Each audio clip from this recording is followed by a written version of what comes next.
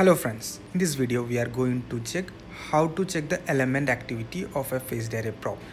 We will discuss the reference standard ASTM E2491 and and the equipment setup, how to set up the equipment to check the element, and how to report that in the standard format. ASTM E2491 gives the general guidelines to perform the dead element check or other performance check of the instrument, phased array instrument, as well as the accessories. In the section A3, it covers the instructions or the steps to perform the dead element check. The details will be demonstrated in the coming video, how to make the setup, how to evaluate, and how to make the report. 564 A12 Pro using water as the couplant, and I am making use of these holes, 2.5 mm holes, and this bolt here, so that it will directly go into the hole, so that I will get it will restrict some movement.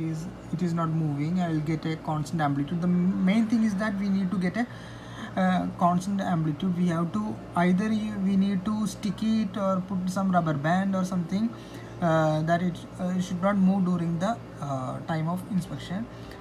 Actually, I used to use a rubber band to tie it completely pressed during the testing. It will not move. It will be it will be a firm contact, and we should not disturb it during the. Now we are going to make a new setup. File, new. I don't want to change the default setup, so press no. So let's wait for the new setup to load. Okay, so file, go to wizard, go to setup, start. We are going to modify the default file. We are using the phased array one group only, and using the phased array connectors, and the application use corrosion, so we can eliminate all the 0 degree other setup. So better use the application for corrosion mapping. And next, select, so automatically auto detect the phased array file 64A12, and the contact wedge, we are not using any wedge, it is a contact. And the element quantity, it is very important to select one element, and the first element is 1, and last element is 64. Element step should be 1. Go to next, and focused, keep unfocused. With a single element we cannot focus. And see, now the default setup for the corrosion mapping is loaded, and we can see 1 2 3 4 echoes and 3 gates. We will use only A and S layout for this element check, and go to UT settings in order to adjust the range. Keep the range as to include 2 back walls, 25 25 50 50 2 I will keep, so I can see 2 back walls. Let me adjust the gain to make these echoes 80%.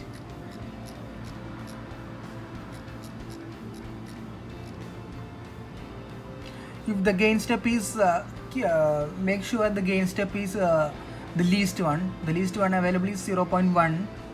So if you, because we need the fine adjustment of the gain, so keep the gain at the least.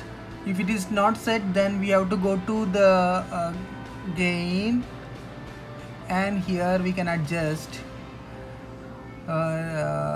Here we can adjust. See, here it is 0.5. Still we can reduce 0.1 to get the fine adjustment in the gain.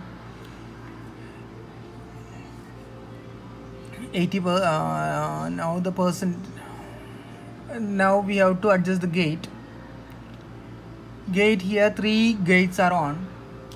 This is for corrosion mapping default setup. So we will turn off this other gates, gate I and gate B. I turned it off, and only gate B is available, and we will select gate A is available. We will move to gate A, and we will keep the gate start as to accommodate the first back wall reflection.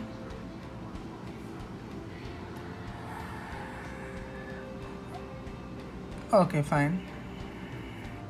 And now we can see a clear back wall reflection. This is the first one and this is the second one. We will move to UT settings, and see here VPA. We are using the first VPA, and if you touch here in the screen, we can change the VPAs. So the VPA is changing now 20. Like that, we are having 64 VPAs. Last VPA is 64. So total there are 64 elements, and we have set element quantity as 1, so that there will be total 64 VPA with one element in one VPA. So for each VPA we will get an scan signal. So the what we have to do, we have to go to first each VPA and adjust the gain to make it 80%, 80.2, 79.8, like that, 80%. And note this gain into the chart, into the Excel file. See, I have made an Excel file. I think it is clear now. The video is clear. You see, here, this is my laptop, and here I have made an Excel file in that one. And this is the one I used to do monthly, one time for every probe. I used to check the dead element check.